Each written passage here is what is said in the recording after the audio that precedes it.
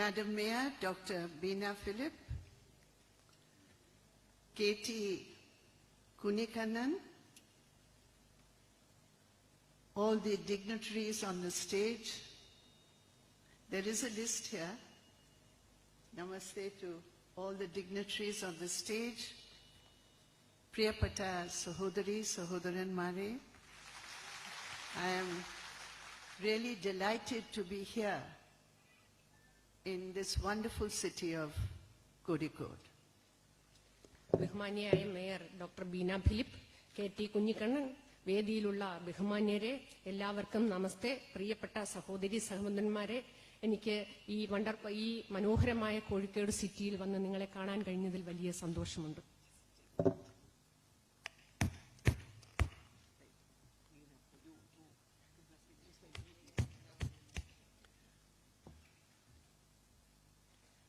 I was just discussing with Jalil Bhai, this wonderful audience on a Sunday morning, representing the diversity of India. You don't have to write. Go. Translate it? Yes, I know. But sentence by sentence? Yeah, okay. That's good. Yes. ഇന്ന് ഈ കോഴിക്കോടിന്റെ മനോഹരമായ വേദിയിൽ വിവിധ തരത്തിലുള്ള ആളുകൾ ഈ ഞായറാഴ്ചയായിട്ടും ഇവിടെ കൂടിയതിൽ സന്തോഷമുണ്ട്. You know, during the anti-CA protests all over India, when the Modi government was trying to demean the protesters, he said, you can recognize the protesters by their dress. India മഹാരാജ്യത്ത് നടന്ന CAക്കെതിരെയുള്ള പ്രതിഷേധം നിങ്ങൾ കണ്ടതാണ്. CA പ്രതിഷേധത്തിന്റെ ഭാഗമായി അണിനിരന്നവരെ എങ്ങനെയാണ് വിലയിരുത്തിയതെന്ന് നിങ്ങൾ കേട്ടതാണ്. അവരുടെ ഡ്രസ്സ് ഐഡന്റിഫൈ ചെയ്ത് അവരുടെ വേഷത്തിൽ നിന്ന് തന്നെ തിരിച്ചറിയാൻ കഴിയും എന്നാണ് മോദി പ്രസ്താവിച്ചത്. I would request our photographer friends who are here to send a photograph of this audience to the Prime Minister, Mr. Modi. ഞാൻ നിങ്ങളോട് അഭ്യർത്ഥിക്കുന്നത് ഇവിടെ ഇരിക്കുന്ന ഓഡിയൻസിലെ ഈ പ്രേക്ഷകരുടെ ഒരു ഫോട്ടോഗ്രാഫ് അദ്ദേഹത്തിന് അയച്ചു കൊടുക്കണം എന്നതാണ്.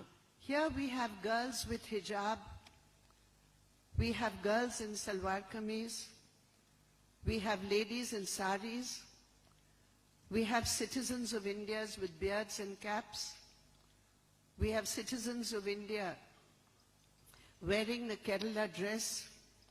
We are waiting to welcome our Adivasi MLA. And here we have a father here on the stage. So here all together in this audience, there are people who are wearing different dresses. And these dresses are here. And these citizens are here to defend the Constitution of India. Modi ji, please look at the photograph we are going to send to you and see how every Indian citizen today of every community are concerned about the assault on the Constitution of India.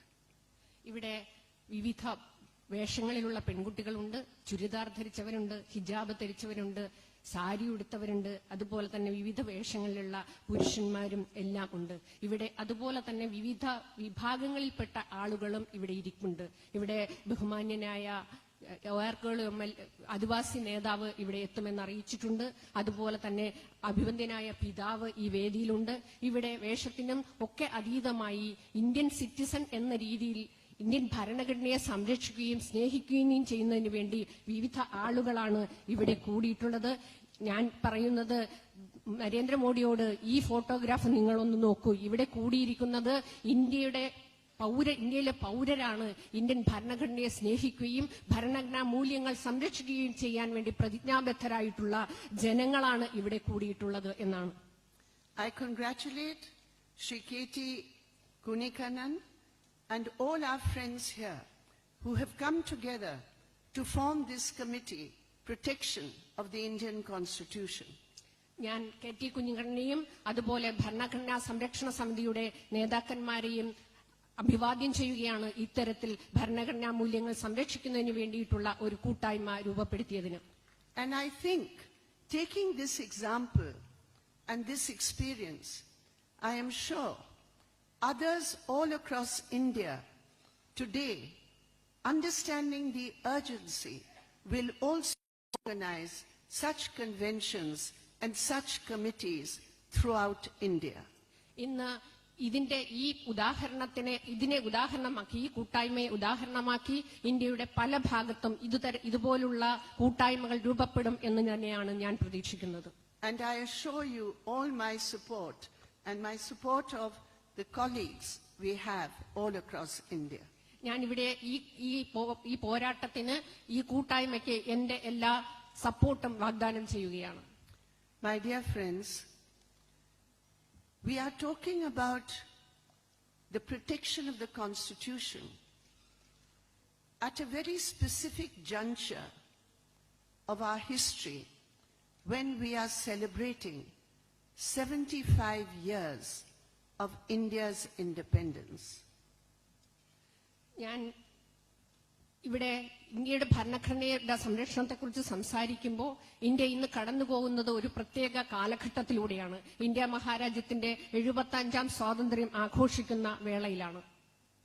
Why is it necessary today, after 75 years of independence, to talk about protection of the Constitution? ഈ ഭരണഘടനയുടെ സ്വാതന്ത്ര്യത്തിന്റെ 75ാം വാർഷികം ആഘോഷിക്കുന്ന വേളയിൽ ഇത്തരത്തിൽ Indian ഭരണഘടനയുടെ സംരക്ഷണത്തെക്കുറിച്ച് എന്തിനാണ് സംസാരിക്കേണ്ടി വരുന്നത്? എന്തുകൊണ്ടാണ് സംസാരിക്കേണ്ടി വരുന്നത്? Is it because there are any external forces who are attacking the Constitution of India? ഇന്ന് ഇന്ത്യയിലെ വിദേശ ശക്തികൾ ഇന്ത്യൻ ഭരണഘടനയെ ആക്രമിക്കുന്നത് കൊണ്ടല്ല. Are the well-wishers of India against who across the world, are they in any way responsible for this assault on the Constitution? Indian ഭരണഘടനാ സംരക്ഷണത്തിന്, ഇന്ത്യയെ സ്നേഹിക്കുന്ന മുഴുവൻ ആളുകളും സംരക്ഷണത്തിന് വേണ്ടി വരുമ്പോൾ അത് മറ്റാരെങ്കിലും എതിർക്കപ്പെടുന്നത് കൊണ്ടല്ല. When we talk about protection of the Constitution, we have to first identify against whom do we have to protect the Constitution.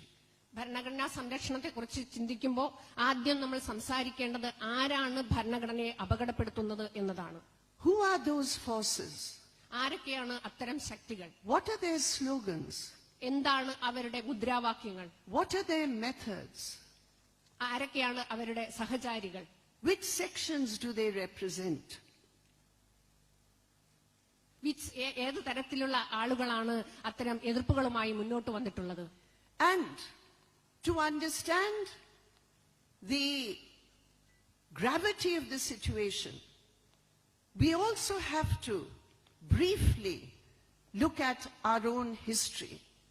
ഇന്ന് അഭിമുഖീകരിക്കുന്ന സാഹചര്യത്തിന്റെ ഗ്രാവിറ്റി മനസ്സിലാക്കണമെങ്കിൽ നാം ചരിത്രം പരിശോധിക്കേണ്ടതുണ്ട്. These forces have not suddenly appeared today in 2022. ഈ 2022 വളരെ പെട്ടെന്നല്ല ഇത്തരം ശക്തികൾ അവതരിച്ചത്. We are celebrating 75 years of independence. We have to place the historical context of where these forces who challenge India's constitution were during the entire period of this country's freedom struggle.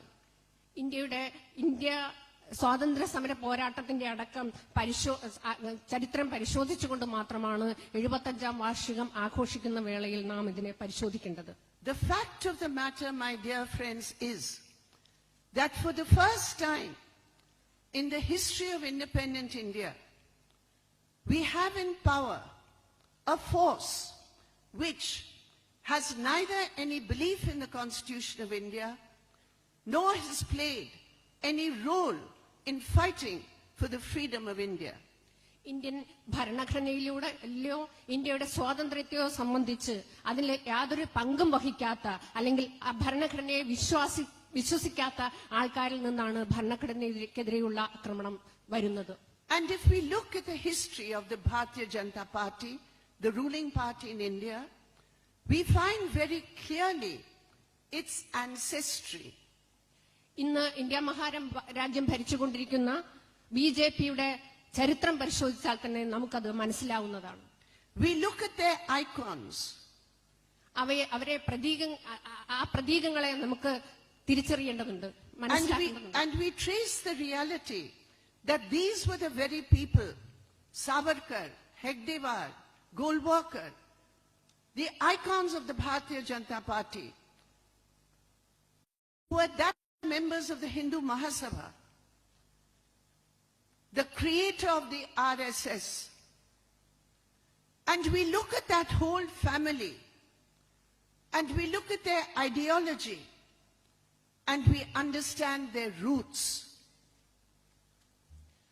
ഇന്ന് BJPയുടെ ഐക്കണായി നിൽക്കുന്ന ആളുകളെ പരിശോധിച്ചാൽ തന്നെ മനസ്സിലാവും. സവർക്കർ, ഹെഗ്ഡേവാർ, അതുപോലെ തന്നെ ഹിന്ദു മഹാസഭയുടെ ആളുകളൊക്കെ തന്നെ ഇതിന്റെ ക്രീം, ഒരു ഐക്കണായിട്ടുള്ള BJPയുടെ ഐക്കണായിട്ടുള്ള ഈ ക്രീമിനെ പരിശോധിച്ചാൽ തന്നെ അറിയാം ഈ കുടുംബത്തിൽപ്പെട്ട ആളുകളൊക്കെ തന്നെ ഏത് തരത്തിലാണ് ഇന്ത്യൻ ഭരണഘടനയോട് പെരുമാറിയത് എന്ന് അറിയാൻ, അതിന്റെ റൂട്ട് കോസ് മനസ്സിലാക്കാൻ സാധിക്കും.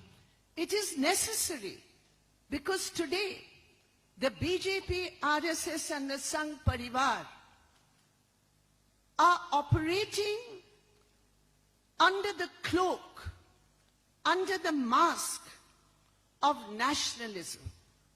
ഇന്ന് ഈ സാഹചര്യത്തിൽ BJPയുടെ സംഘപരിവാരം എങ്ങനെയാണ് ജനങ്ങളെ സംഘടിപ്പിക്കുന്നത് എന്ന് ചോദിച്ചാൽ അതെല്ലാം തന്നെ ദേശീയതയുടെ പേര് പറഞ്ഞാണ്. Rashtravad. ദേശീയവാദത്തിന്റെ പേര് പറഞ്ഞാണ്. And as Indian citizens, we are patriotic. As Indian citizens, we want the defense of India.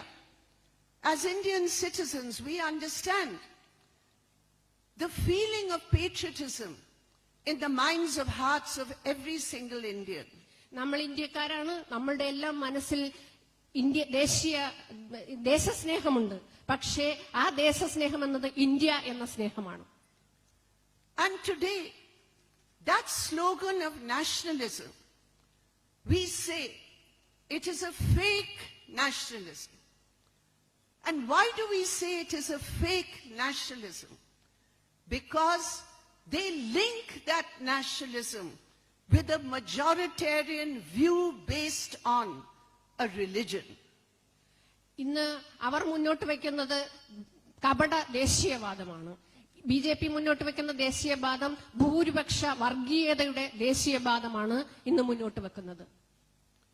So, in understanding and protecting the Constitution of India, the first struggle we have is to expose the fake nationalism of the Bharatiya Janata Party in the RSS, a force in India trying to teach us patriotism when, during the freedom struggle, it was their ancestors who were playing the game of the British of divide and rule.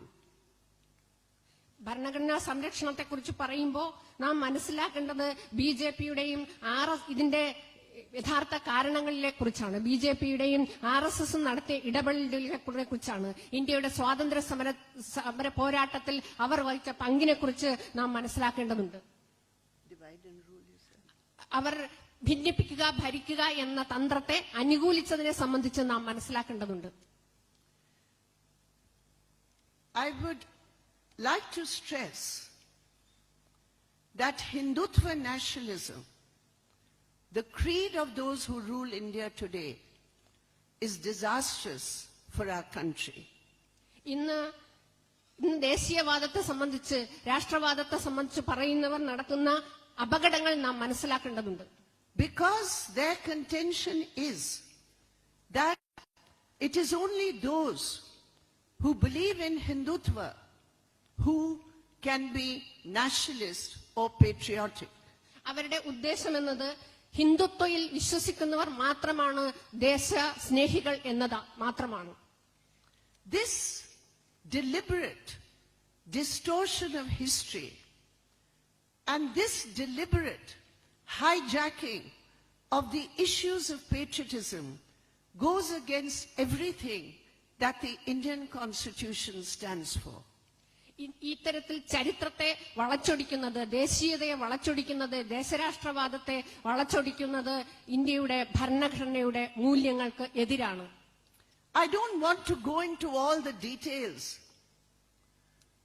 of the glorious freedom struggle in which every single community played such a heroic role across religions. ഇന്ത്യയിലെ എല്ലാ വിഭാഗം ജനങ്ങളും നടത്തിയിട്ടുള്ള വളരെ മനോഹരം, വളരെ ത്യാഗപൂർണമായിട്ടുള്ള Indian സ്വാതന്ത്ര്യ സമരത്തിന്റെ എല്ലാ കാര്യങ്ങളെ സംബന്ധിച്ചും ഞാൻ പറയാൻ ഉദ്ദേശിക്കുന്നില്ല, ഡീറ്റെയിൽഡ് ആയി പറയാൻ ഉദ്ദേശിക്കുന്നില്ല. I want to ask the BJP leaders and RSS, do you know who was the citizen of India who first moved the resolution for the complete independence of India? ഞാൻ RSSന്റെ BJPയുടെ നേതാക്കന്മാരോട് ഒരു ചോദ്യം ചോദിക്കുകയാണ്. ആരാണ് പൂർണ്ണ സ്വാതന്ത്ര്യത്തെ സംബന്ധിച്ചുള്ള പ്രമേയം ഇന്ത്യ മഹാരാജ്യത്ത് അവതരിപ്പിച്ചത്? It was the newly born Communist Party and their leaders who had circulated a manifesto in the 1921 Congress Adhiveshan in Ahmedabad. ഇത് പുതുതായി രൂപം കൊണ്ട കമ്മ്യൂണിസ്റ്റ് പാർട്ടി ഇറക്കിയ മാനിഫെസ്റ്റോയിലൂടെയാണ് 1921 അത് മുന്നോട്ട് വെച്ചത്. And in that manifesto, the demand for complete independence was made, unlike at that time under the leadership of Gandhiji and the Congress leaders who felt it was an impractical slogan. അക്കാലത്തെ ഗാന്ധിജി അടക്കമുള്ള നേതൃത്വം, കോൺഗ്രസിന്റെ നേതൃത്വം വിചാരിച്ചത് ഒരിക്കലും സാധിക്കാൻ പോകുന്നതല്ല communist മാനിഫെസ്റ്റോയിലൂടെ മുന്നോട്ട് വെച്ചത് പൂർണ്ണ സ്വാതന്ത്ര്യം എന്ന പ്രഖ്യാപനം. But being influenced by socialist ideas, Maulana Hasrat Mohani, who was a delegate at the Ahmedabad Congress session, it was Hasrat Mohani, the first Indian citizen to move the resolution for complete independence from the British Raj. ഏകതാ കോൺഗ്രസ് സെഷനിൽ പങ്കെടുത്ത communist ലീഡറായ മോഹൻ ഹസ്രത് മൊഹാനിയാണ് He was not a communist. അതെ, He was influenced by socialist Yes, ideas. he- He was never a... socialist ആശയങ്ങളിൽ നിന്ന് ഊർജം സ്വരൂപിച്ച മൗലാന ഹസരത് മൊഹാനിയാണ് ആദ്യമായി ഈ ഏകതാ കോൺഗ്രസ് സമ്മേളനത്തിൽ പങ്കെടുത്തുകൊണ്ട് പൂർണ്ണ സ്വരാജ് എന്ന മുദ്രാവാക്യം മുന്നോട്ട് വെച്ചത്. And it was followed by Swami Kumaranand. അത് സ്വാമി കുമാരാനന്ദും അത് സപ്പോർട്ട് ചെയ്ത് മുന്നോട്ട് വെച്ചു. I want to know whether BJP and RSS know that the first cases, 5 cases of sedition, 5 cases called the Peshawar conspiracy cases.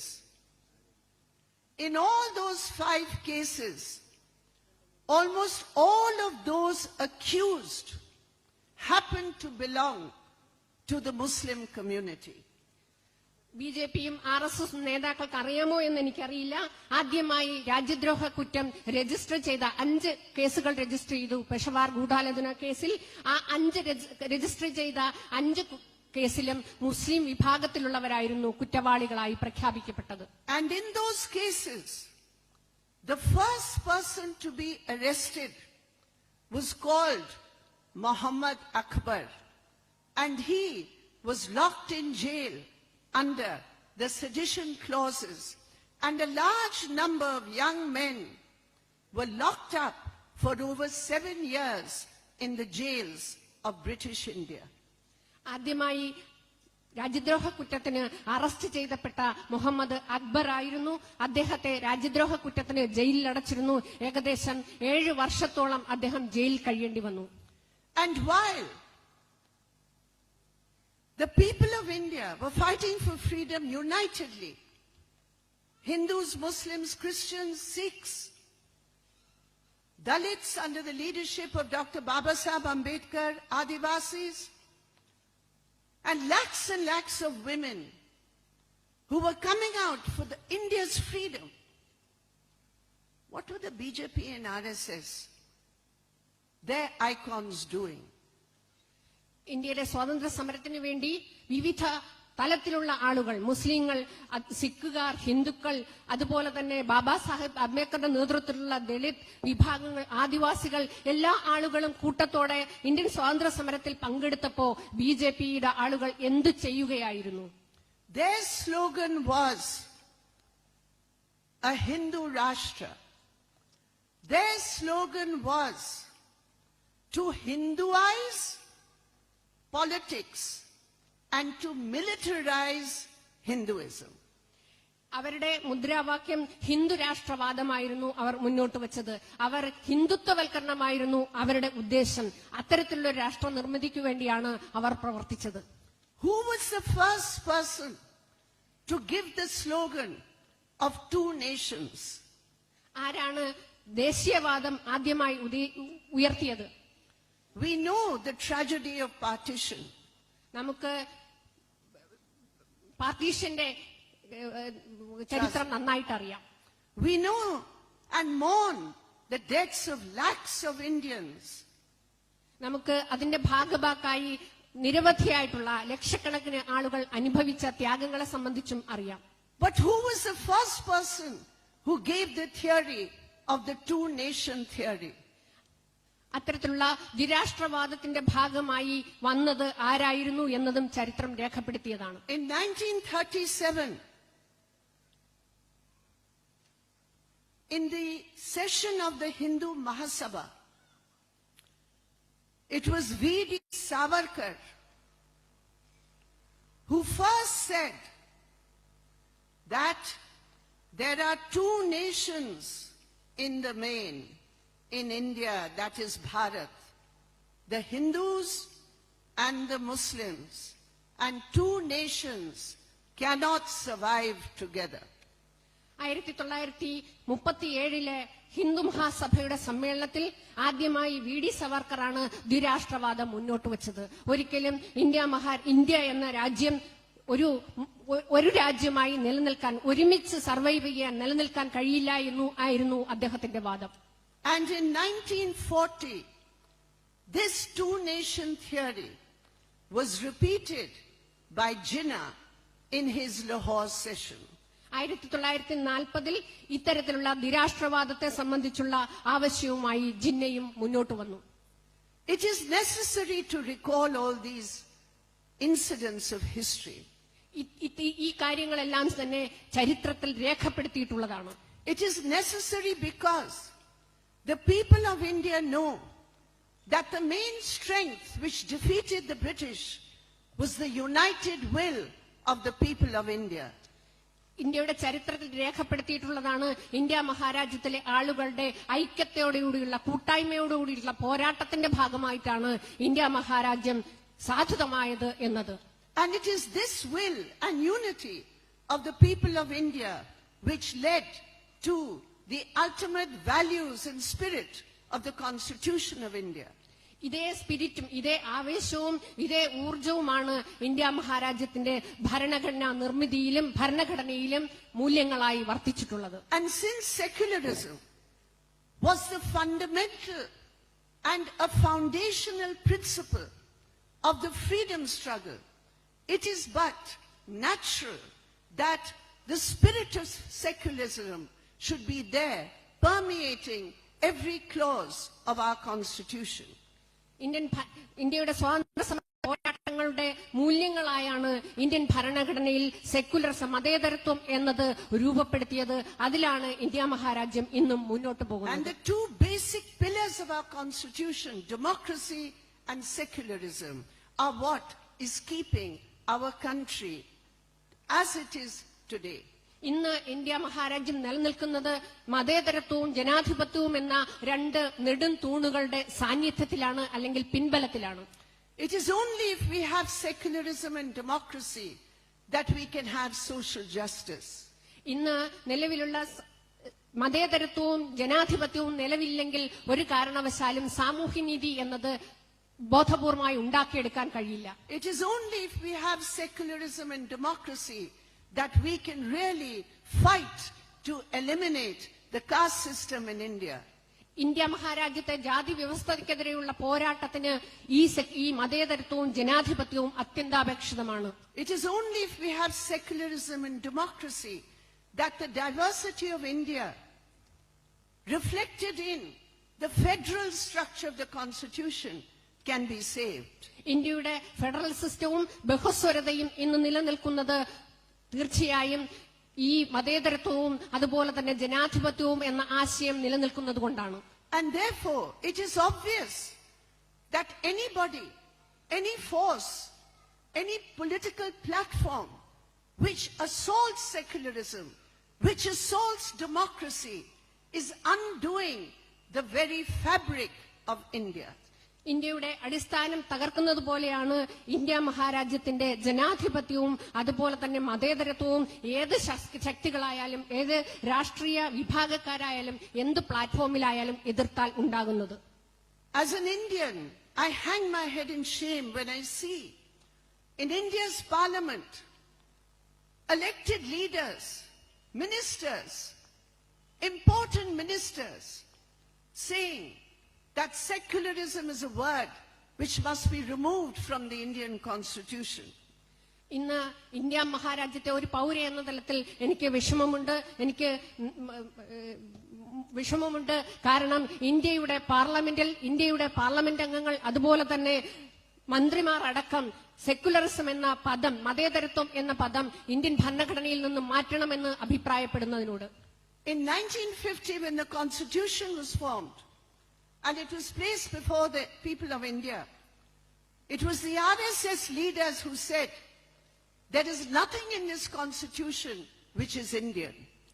1950 Indian ഭരണഘടന രൂപപ്പെടുമ്പോൾ ഇന്ത്യയിലെ ആളുകൾക്ക് മുഴുവൻ ഒരു ഇടം കൊടുത്ത ഭരണഘടനയെ RSSന്റെ ആളുകളോ അതിനെ ഒരു കാര്യമായി കണ്ടില്ല. And what did they want it replaced with? അവർക്ക് ഈ ഭരണഘടനയെ പകരം വെക്കുന്നത് എന്താണ് എന്ന് നാം അറിയണം. The Manusmriti.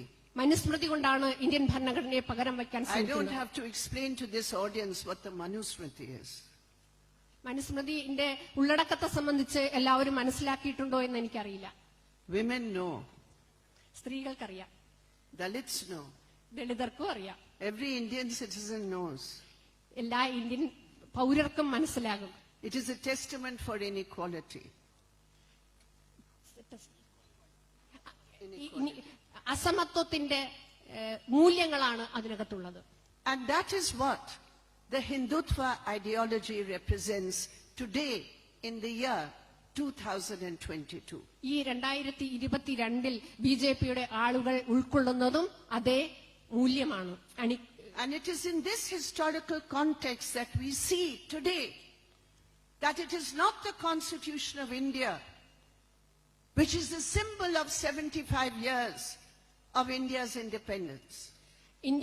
ഇന്ത്യയുടെ സ്വാതന്ത്ര്യത്തിന്റെ 75ാം വാർഷിക ഘട്ടത്തിൽ അതിന്റെ ഒരു സിംബലായി, അതിന്റെ ഒരു പ്രതീകമായി ഉള്ള ഇന്ത്യൻ ഭരണഘടനയെ ബഹുമാനിക്കാത്തതിന്റെയും കാരണം അതുതന്നെയാണ്. For the rulers of India, the symbol is the bulldozer.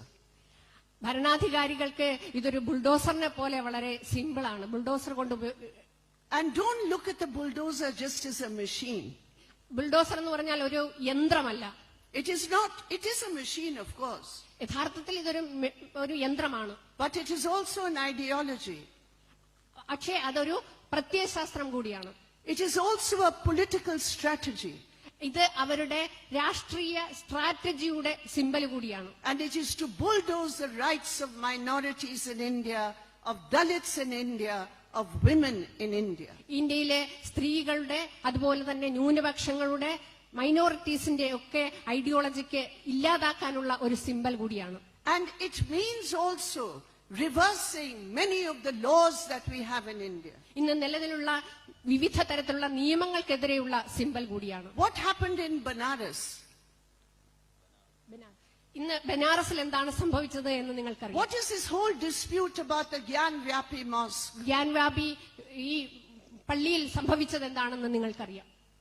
They are trying to say clearly that after Ayodhya, not a single place of religious worship of the minorities is safe. അയോധ്യയ്ക്ക് ശേഷം ഇന്ത്യയിലെ ഒരു സ്ഥലത്ത് പോലും ന്യൂനപക്ഷങ്ങളുടെ ആരാധനാ സ്ഥാപനങ്ങൾ സുരക്ഷിതമല്ല എന്നതാണ് കാണുന്നത്. In 1991, a law was passed, the Protection of Religious Places of Worship Act. 1901 ഒരു നിയമം പാസാക്കി. അത് മതത്തിന്റെ അടിസ്ഥാനത്തിലുള്ള ആരാധനാ സംരക്ഷണ നിയമമായിരുന്നു. And that law clearly states 1991.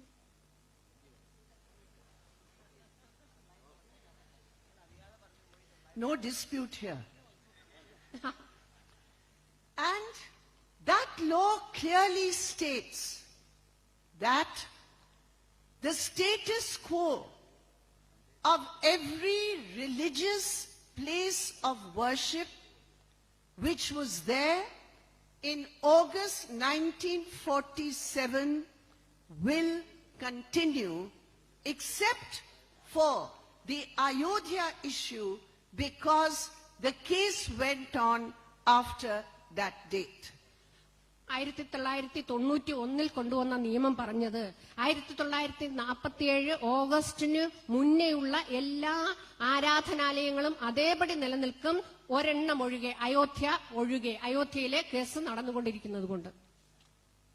When the Ayodhya judgment was made, which in our opinion it produced a so-called solution, but it was not a just judgment. But in any case, in that judgment, the constitutional bench of the Supreme Court stated that historical wrongs cannot be resolved except under the principles of the secular constitution of India. And therefore, the Supreme Court held up the validity of the 1991 Act. It specifically mentioned as a reference that act in its Ayodhya judgment.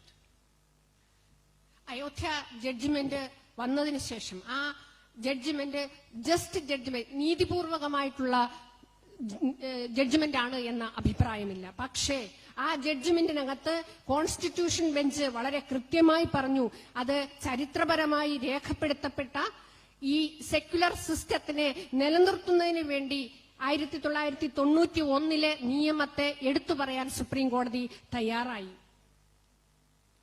It also said that the validity of the act of the 1991 ആക്ടിന്റെ വാലിഡിറ്റിയെ, സാധുതയെ സംബന്ധിച്ച് ആ ജഡ്ജ്മെന്റിൽ എടുത്തു പറഞ്ഞിരുന്നു.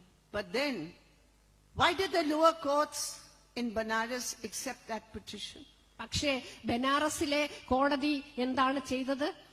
Today the Qutub Minar, there is a petition against the Qutub Minar. ഇപ്പോ കുത്തുബ് മിനാറിലേക്ക് വന്നേക്കാണ്. വളരെ ചരിത്രപരമായിട്ടുള്ള ചരിത്രം ഉറങ്ങുന്നതാണ് കുത്തുബ് Minar. There is a petition against the Taj Mahal. താജ്മഹലിനെതിരെയും അതുപോലെ തന്നെ കണ്ണുവച്ചിട്ടുണ്ട്. They are taking videos and trying to find deities or shivlings. വീഡിയോയിലൂടെ അത് പ്രചരിപ്പിക്കപ്പെടുന്നുണ്ട്. Where will this take this country? എവിടേക്കാണ് ഈ രാജ്യത്തിന്റെ സംസ്കാരം പോകുന്നത്? We cannot undo history. നമുക്ക് ചരിത്രം കൺക്ലൂഡ് ചെയ്യാൻ കഴിയില്ല. And if you want to look at history, then why be selective? നാം ചരിത്രം പരിശോധിക്കുമ്പോൾ ഒരു കാരണവശാലും സെലക്റ്റീവ് ആകാൻ പാടില്ല. If you want to look at places of religious worship which were destroyed in the course of our history, then why are you not having surveys of all the Buddhist places of worship which were destroyed?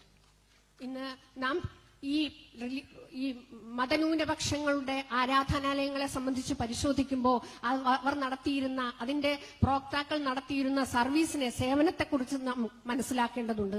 Buddhist നടത്തിയ ഈ രാജ്യത്ത് നടത്തിയിട്ടുള്ള ബുദ്ധിസ്റ്റുകൾ നടത്തിയിട്ടുള്ള പ്രവർത്തനത്തെക്കുറിച്ചും നാം മനസ്സിലാക്കേണ്ടതുണ്ട്. Why are you not looking at all the Jain places of worship which were destroyed? Jain വിഭാഗക്കാരുടെ ആരാധനാലയങ്ങളെ നശിപ്പിക്കാൻ നോക്കുന്നുണ്ട്. We know there is enough historical evidence. അത് ചരിത്രത്തിലെ വളരെ രസകരമായിട്ടുള്ള സംഭവമാണ്. And our historians have recorded all that in our textbooks. നമ്മുടെ പാഠപുസ്തകങ്ങളിൽ ചരിത്രകാരന്മാർ എഴുതപ്പെട്ടിട്ടുള്ള ചരിത്രമാണത്. Swami Vivekananda said, the temple of Jagannath is an old Buddhistic temple. We took this and others and re-Hinduized them. സ്വാമി വിവേകാനന്ദൻ എഴുതപ്പെട്ടിട്ടുള്ളത് ജഗന്നാഥ ക്ഷേത്രം എന്നത് Buddhist വിഭാഗക്കാരുടേതാണ്, അതിനെ ഹിന്ദുത്വവൽക്കരിക്കും എന്ന് അദ്ദേഹം പറഞ്ഞിട്ടുണ്ട്. You remember here in Kerala, Adi Shankaracharya, the revered Hindu sant who fought for Sanatana Dharma against Buddhist texts, against the Jains. A very sympathetic historian had written, all the broken images that are nowadays dug out were broken in the time of Shankaracharya and the struggle he waged against Buddhism and Jainism. ഇന്ന് കേരളത്തിൽ ആദിശങ്കരൻ പറഞ്ഞിട്ടുള്ളത് സനാതനധർമ്മത്തിന്റെ പ്രോക്താവായിട്ടുള്ള ഈ പറയുന്ന ആളുകളുടെ ഓമനപുത്രനായിട്ടുള്ള ആദിശങ്കരൻ പറഞ്ഞിട്ടുള്ളത് ബുദ്ധിസത്തിനും ജൈനിസത്തിനും എതിരെ നടത്തിയിട്ടുള്ള സമരത്തെക്കുറിച്ചാണ്. അതിന്റെ സിമ്പതൈസേഴ്സ് പിന്നീട് അതിന്റെ വക്താക്കൾ പിന്നീട് പറഞ്ഞത് ഇന്ന് കാണുന്ന ബ്രോക്കൺ ആയിട്ടുള്ള ശിഥിലീകരിക്കപ്പെട്ട മതങ്ങളെല്ലാം തന്നെ അന്ന് നടത്തിയിട്ടുള്ള സമരത്തിന്റെ ഭാഗമായിട്ടാണ്, അന്ന് നടത്തിയിട്ടുള്ള പോരാട്ടത്തിന്റെ ഭാഗമായി ഉണ്ടായതാണ് എന്നാണ്. And therefore, as citizens of India, we have to be very clear. It is the Constitution of India which is our guide. It is not the bulldozer of the RSS. It is not the bulldozer of history which wants to selectively choose what they highlight and what they conceal. Therefore, my dear friends, it is our duty as a citizen of India to say no. We do not agree with you. We uphold the 1991 law, and as citizens, we demand that the courts of India stay in conformity with the Constitution and the law in India.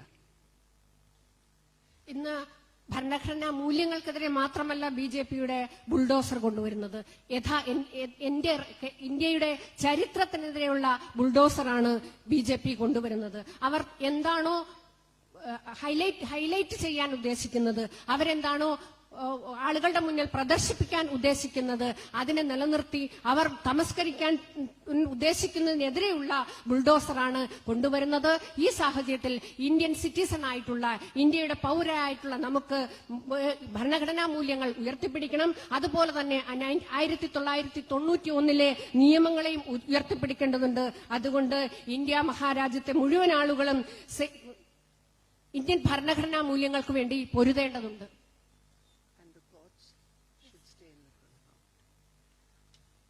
what is happening in Kashmir. This is an example.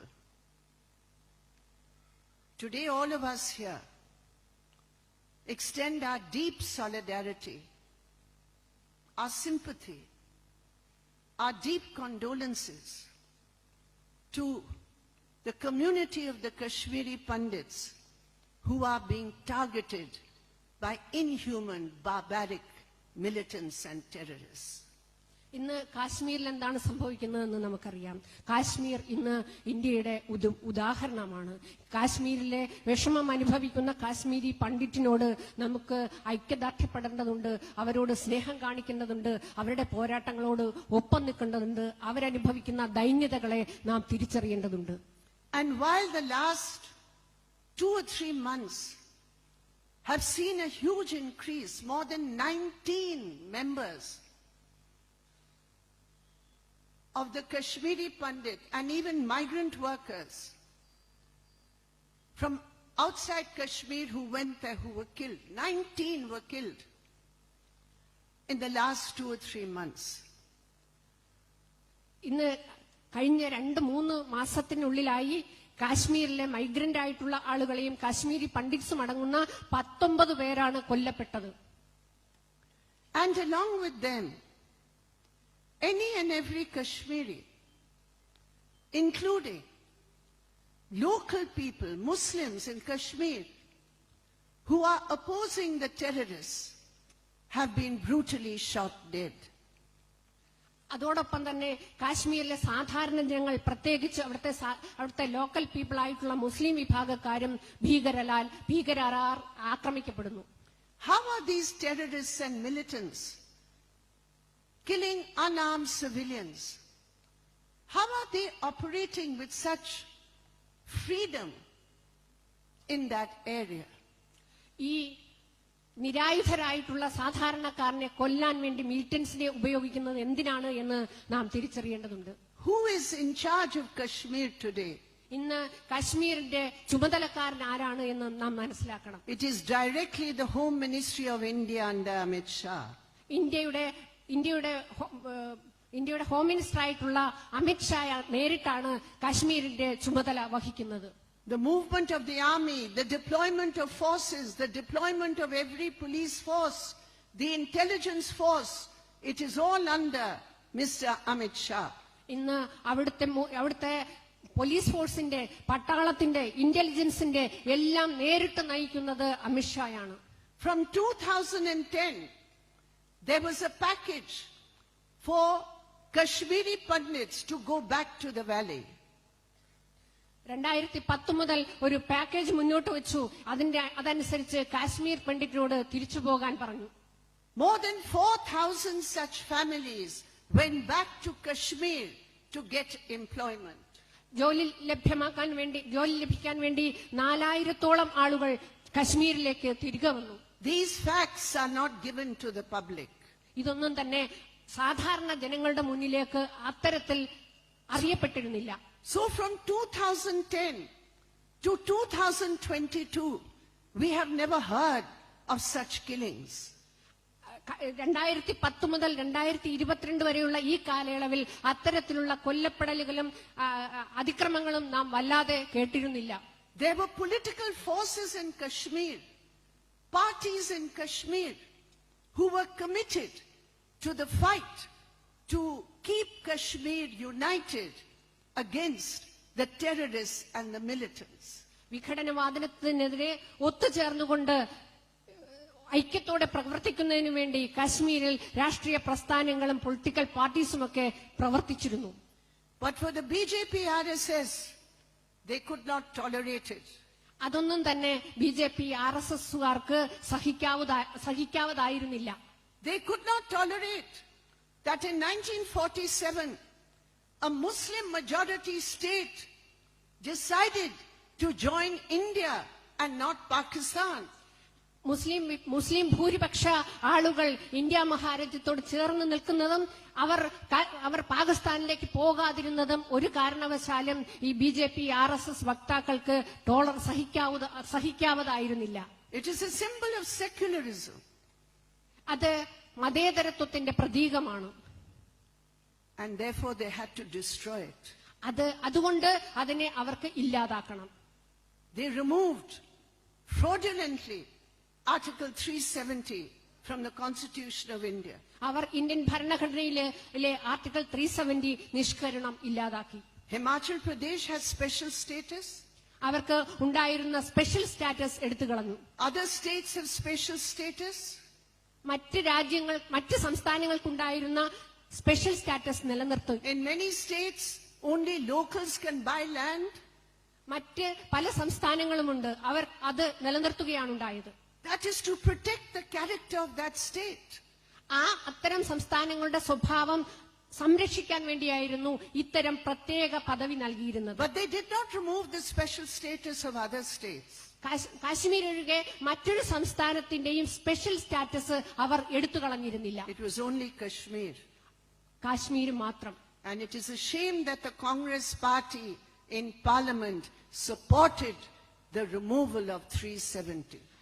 ഈ article 370 എടുത്തു കളഞ്ഞതിനെ support ചെയ്ത കോൺഗ്രസിന്റെ സമീപനം അങ്ങേയറ്റം shameful ആണ്.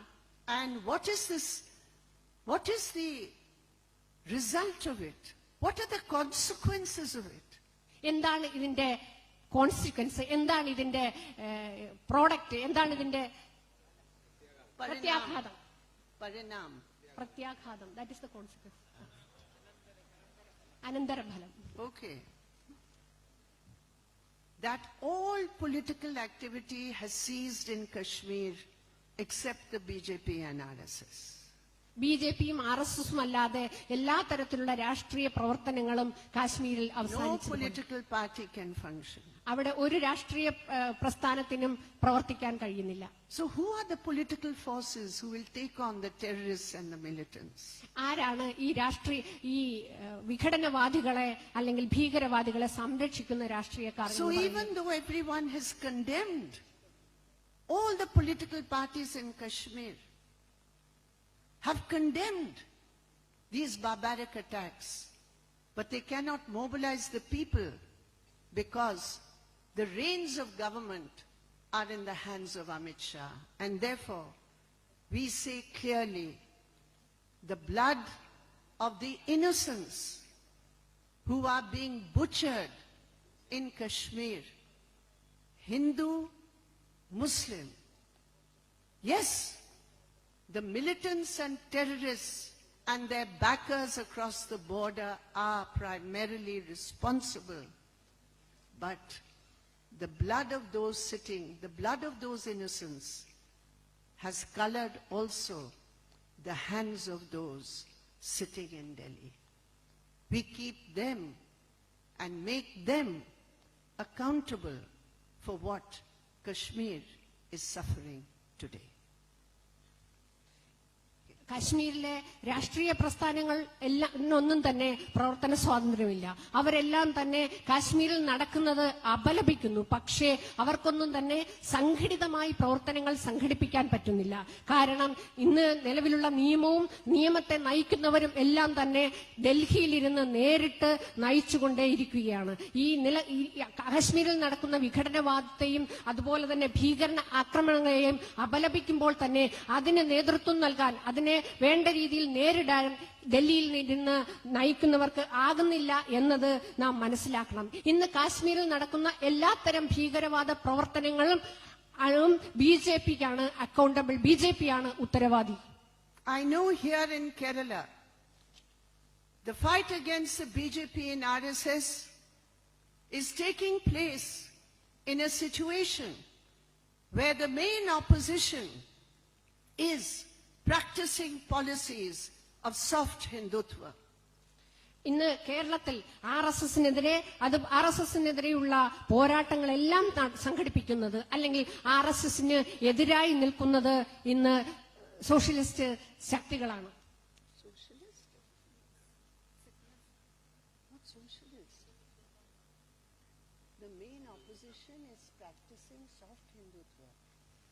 ഇന്ന് കേരളത്തിലെ പ്രധാന ഭൂരിപക്ഷം മൃദു ഹിന്ദുത്വ സമീപനം സ്വീകരിക്കുകയാണ്. പ്രതിപക്ഷം. The Congress the UDF, Yes. they are practicing soft Hindutva. That is the context in Kerala. കേരളത്തിലെ UDFും കോൺഗ്രസും മൃദു ഹിന്ദുത്വ സമീപനമാണ് സ്വീകരിക്കുന്നത്. At the same time, there are organizations like the PFI, the SDPI, who are utilizing the vulnerability of the Muslim community to try and organize them also on communal lines. അതേസമയം തന്നെ SDPI പോലുള്ള popular front പോലുള്ള organisations മുസ്ലിം വിഭാഗങ്ങളുടെ ദൈന്യതയെ ചൂഷണം ചെയ്തുകൊണ്ട് അവരെ മതപരമായി സംഘടിപ്പിക്കാൻ ശ്രമിക്കുന്നു. Such methods will only help the BJP and RSS. അത്തരം നീക്കങ്ങളെല്ലാം RSSനെയും BJPയെയും സഹായിക്കുന്നത് കൂടിയാണ്.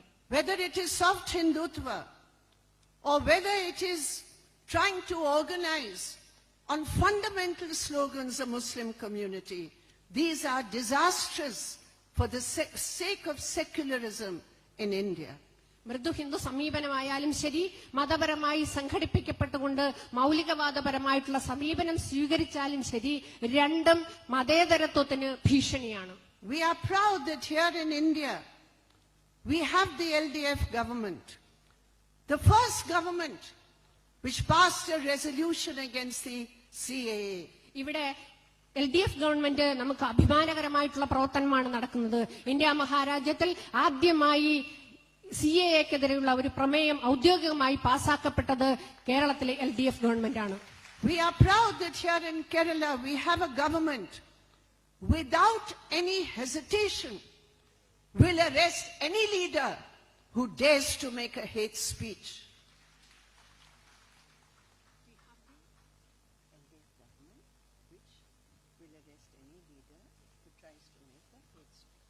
ഇന്ന് വെറുപ്പിന്റെ രാഷ്ട്രീയം പറയുന്ന ഏത് രാഷ്ട്രീയ നേതാവിനെയും അറസ്റ്റ് ചെയ്ത് ജയിലിലടയ്ക്കാൻ കെൽപ്പുള്ള ഒരു ഭരണാധികാരി ഉണ്ട് എന്നത് നാം അഭിമാനത്തോടെയാണ് കാണേണ്ടത്. Everywhere in India it is happening. People get up and they make the worst kind of speeches. ഇന്ന് ഇന്ത്യ മഹാരാജ്യത്ത് പലയിടങ്ങളിലും ഇത്തരത്തിലുള്ള വെറുപ്പുളവാക്കുന്ന രാഷ്ട്രീയ പ്രസംഗങ്ങൾ നടക്കാറുണ്ട്. In the BJP ruled states they are garlanded. BJPക്കാർ പറയുന്നുണ്ട് Garlanded. Mala panaya. BJPക്കാർ അവരെ മാലയിട്ട് സ്വീകരിക്കുന്നുണ്ട്. To those who make hate speech. അത്തരം വെറുപ്പുളവാക്കുന്ന വിദ്വേഷ പ്രസംഗങ്ങൾ നടത്തുന്നവരെ BJPക്കാർ മാലയിട്ട് സ്വീകരിക്കും, പൂമാലയിട്ട് സ്വീകരിക്കുന്നുണ്ട്. And in Congress ruled states they keep quiet. കോൺഗ്രസുകാർ അതൊന്നും തന്നെ വളരെ നിശബ്ദമായി സ്വീകരിക്കുകയാണ്. But whether it is Mr. George or whether it is a PFI leader in Kerala, anybody who makes a hate speech will go to jail. കേരളത്തിൽ PFI നേതാവായാലും PFI ലീഡറായാലും ശരി, George ആയാലും ശരി, അത്തരത്തിലുള്ള വിദ്വേഷ പ്രസംഗങ്ങൾ നടത്തിയാൽ തീർച്ചയായും ജയിലിൽ പോകും എന്നുറപ്പാണ്. PFI also. So you have much to protect, my dear friends. You have much to protect and defend. So അതുകൊണ്ട് നാം കൂടുതൽ വളരെ വളരെ ദീർഘവീക്ഷണത്തോടുകൂടി സംരക്ഷിക്കുകയും അതുപോലെ പ്രൊട്ടസ്റ്റ് നടത്തുകയും ചെയ്യേണ്ടതുണ്ട്. Kerala is number 1, even according to the Niti Aayog. Kerala number 1 ആണ്. കേരളം ഇന്ന് ഇന്ത്യ മഹാരാജ്യത്തിൽ നിന്ന് എല്ലാ കാര്യത്തിലും നമ്പർ 1 ആണ് നീതി ആയോഗിന്റെ കണക്കുകൾ പ്രകാരം.